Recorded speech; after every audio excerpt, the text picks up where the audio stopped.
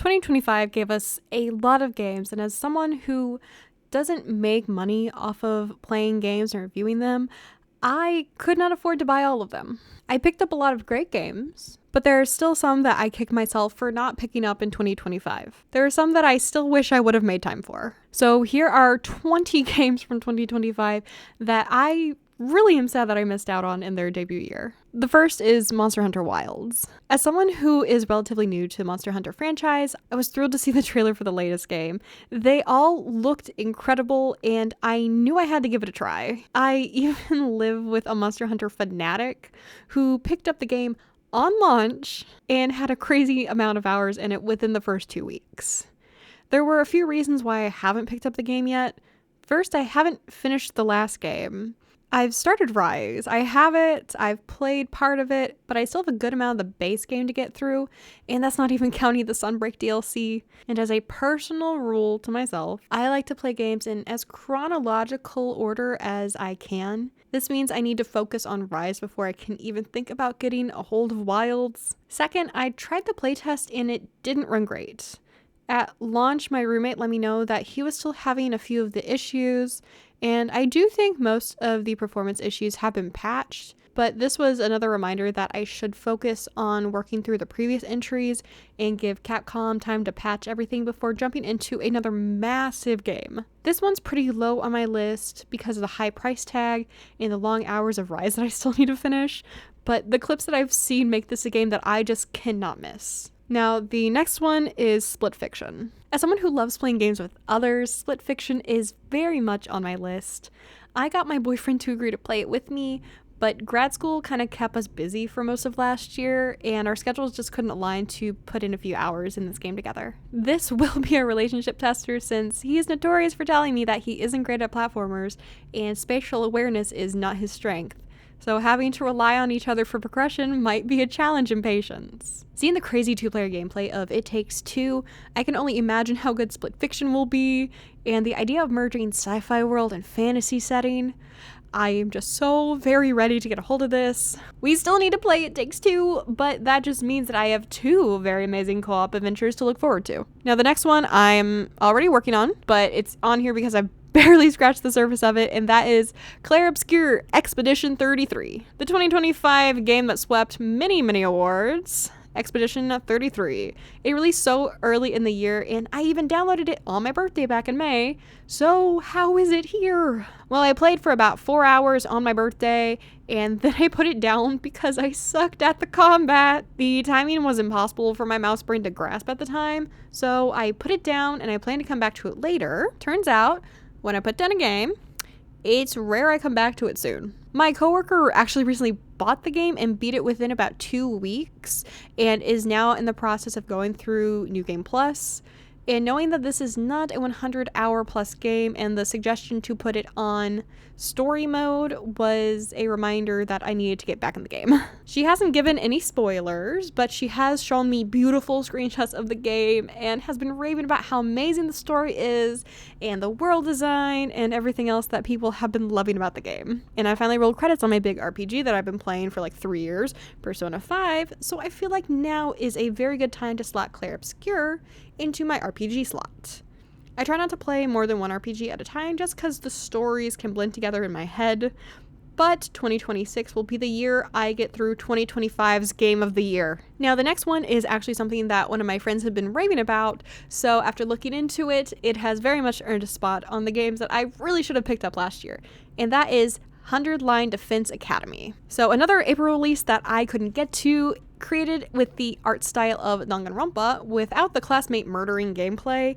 This is a game that captured the attention of one of my very close friends, and all her daily snaps for a good month and a half were just pictures of her playing this game. I've played the first 𝕞𝕠𝕣𝕖 game, and I didn't love the meeting setup to where you had to shoot the right source.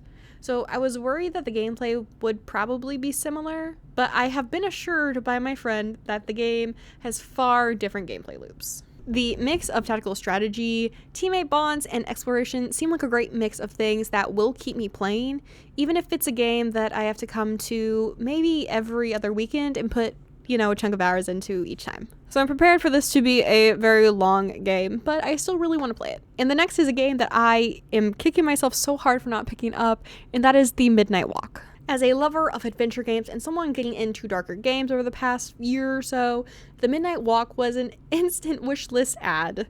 The graphic style pulled me in, and the use of stop motion and real clay creatures just had me thinking about the amount of effort and love put into this game. Potboy might be the face only a mother could love, but expressions everyone would want to protect. The dark horror-esque atmosphere makes me want to jump into it every single time I see it, and I feel a need to know where the story has to tell me. It's still on my wish list, I just need to clear out some more games I already own before picking it up. Now the next one is one that I wasn't expecting to see on my list, but after looking into it some more and getting into card games really hard in the last quarter of 2025, Monster Train 2 has made the list. I must say, I have become a bit of a card game addict, and I have always enjoyed a good card game, but now a game promoting itself with a deck building aspect is a huge plus instead of just a neutral point. I picked up Slay the Spire earlier this year, and Monster Train seems like another great roguelike deck builder. The designs of the monsters and allies are really cool, and I love the concept of defending a pyre. Just looking at the cards makes me want to make a deck. The addition of an endless mode means that I can just keep going and try to live as long as I can without worrying about anything else.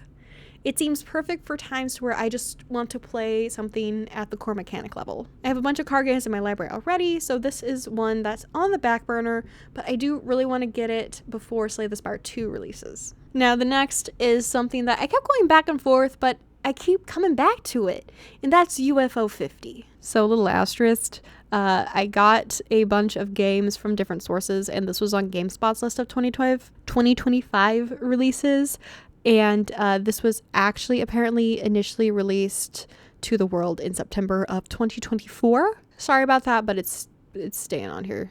Sorry. Taking a small turn to look at a game that consists of smaller games, UFO 50 was a game that caught my attention, and the concept of having a whole game focus on being a retro console, something like this to where you get to play 50 minigames would have already been amazing, but UFO 50 goes the extra mile. They created a whole console name, story, list of devs, and fleshed out all 50 games. The beautiful pixel art is a faithful throwback to the 8-bit era and combines old game ideas with modern game design.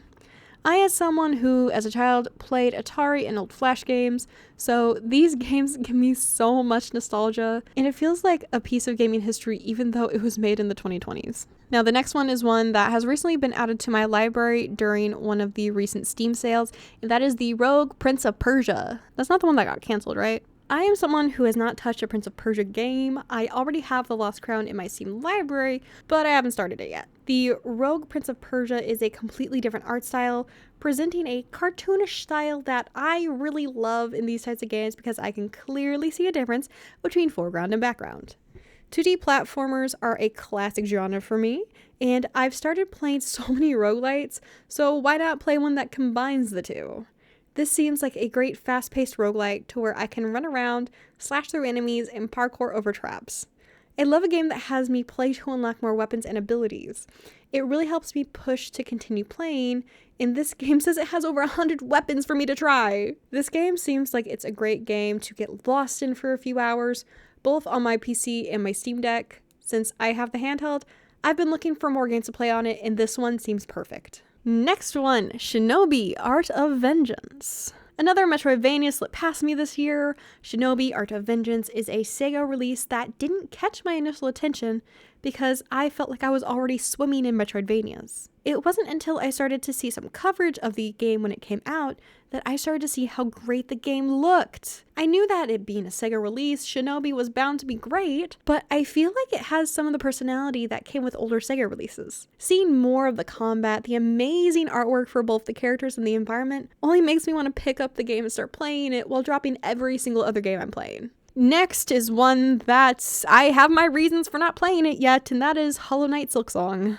Another masterpiece released in the form of Hollow Knight Silksong. I did plan on getting into it this year, but I got too caught up with other games I already owned.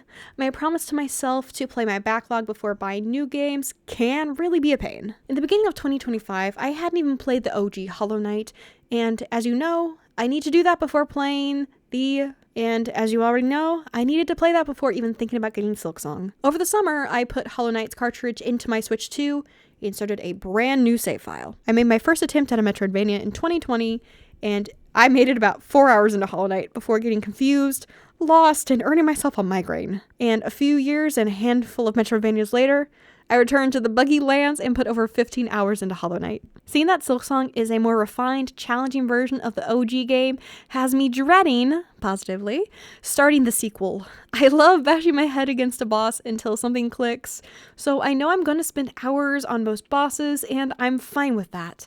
I'm ready for that. I just need to get through some more games before committing to this beautiful game. And the next one, I really should have just bought this last year, and that is Cronos: The New Dawn. From the very first time I saw Cronos: The New Dawn on Twitter, promoted by one of the devs or the PR companies, I knew this was a game I wanted to try. Having to think on my feet and adapt to horrible conditions of a planet seems really fun. A hard part for me will be the limited ammo and the hordes of monsters trying to kill me.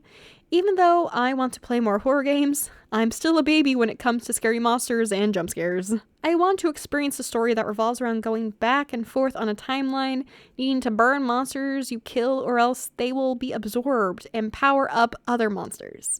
The creatures stalking you are pulled right out of my nightmares, and the atmosphere is perfect for a monster-infested world after destruction. The horror aspect makes this a game I really want to pick up and play in October, or at least in a wintry month to where it's kind of dark out. And I'm not sure if it will even happen this year, but this has a solid place on my wish list. Now next is kind of a similar story to Silksong, and that is Slime Rancher 2. Another game that released and made me realize I didn't finish the first game, even though I already had it in my Steam library. Slime Rancher's first release was sitting in my Steam library and only had a few hours of a sad, confusing attempt at ranching slimes. I tried it back in 2020 and had no idea what I was doing. Seeing all the Slime Rancher 2 hype and the new slime types reinvigorated my urge to jump into the cozy farming game. I have watched many Slime Rancher videos, from speedruns to optimizing your ranch.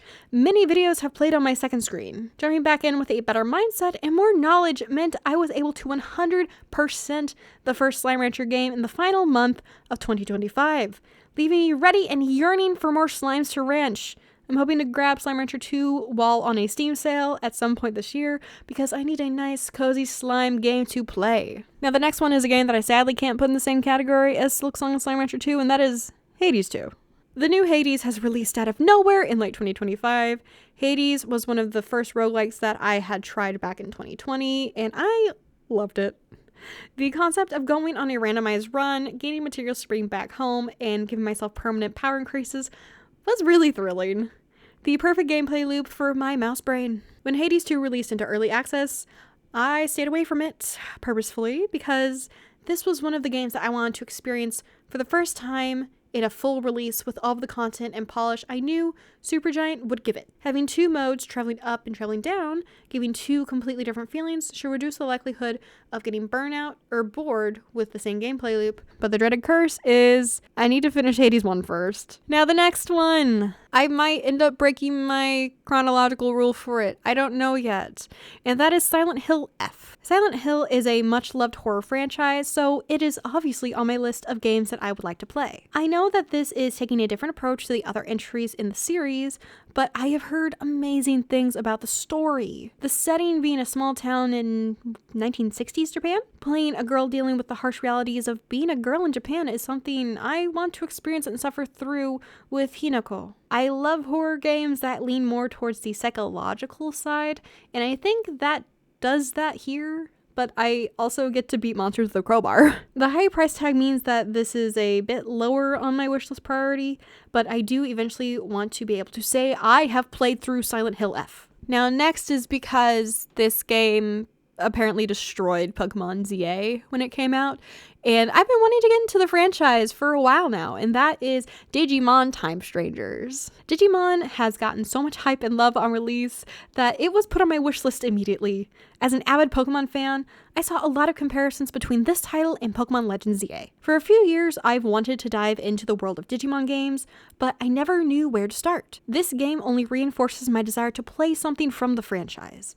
Having the Digivolve and De-Digivolve and all of the outcomes I can get from a single Digimon is a new concept for me, and I want to try it in action. I want to learn the paths and how to make stronger Digimon and build up my own team. Pokemon stories have lost their luster, and this game promises a good story about a collapsing world. I want to travel between the human world and the digital world and see how different the battle system is from what I'm used to. Everything about this game makes me want to try it. Now the next one, sadly, the more I see about it, the lower it's getting on my list. And that's Little Nightmares 3. Little Nightmares 1 was an amazing game, and I played through it multiple times actually. I've yet to play the second one, but it's in my library already, and I will get to it this year. Hearing that there was a third entry made me really excited, but I will say, hearing the issues with the AI companion put a damper on my excitement, and a bonus was that it had new developers. Hearing that the new developers might not have lived up to the OG was sad. I wanted the mechanics to be improved, more advanced puzzles, and more gripping storylines from the originals. I don't think I will get that, but I still would like to play this game as long as I can get a friend to play as my companion. Luckily, the original developers are releasing Reanimal next month. I think that's this month because I'm recording this video so late. Yeah, this is releasing in like a week or two. Now, second to last one is Keeper. A fun, wacky adventure is always a good time for me. Keeper letting me play as a lighthouse is all I need to know to put it on my wish list. Every single trailer has sold me on this game. A lighthouse solving puzzles with a bird friend. I'm sold. And the creators of Psychonauts, a duo of games that stare at me in my Steam library every day, means the design is going to be polished, and I'm so excited to see more games in this style being made and getting love. And wrapping up this video of 20 games that I missed in the year of 2025 is Octopath Traveler 0. I don't know why, but last year I felt bombarded by Octopath news and content. I watched my boyfriend play through the original game's demo years ago, and he ended up buying the whole game at the same time. I hear that the second game is even better at pulling the storylines together. And ever since this game released, I feel like my feed has been filled with creators raving about how much fun they're having with Octopath Traveler 0. I have been on a mission to go through some classic franchises like Dragon Quest, and I think I might start interweaving Octopath games into my play schedule. Longer JRPGs need to be on a schedule for me because I can't handle playing more than one at once. And with that is 20 games that I missed in 2025 that I'm kind of kicking myself on. So if you have some games that you missed last year and want to share them with the void of the internet, drop them in the comments and let us know. But that's going to be it for this video. I hope you enjoyed it, and if you like it, give me a thumbs up. And if you want to go the extra mile, give me a subscribe so I don't lose me in the sea of YouTube content. And with that, I will leave you be, and I hope to see you in the comment section of another video. Bye guys!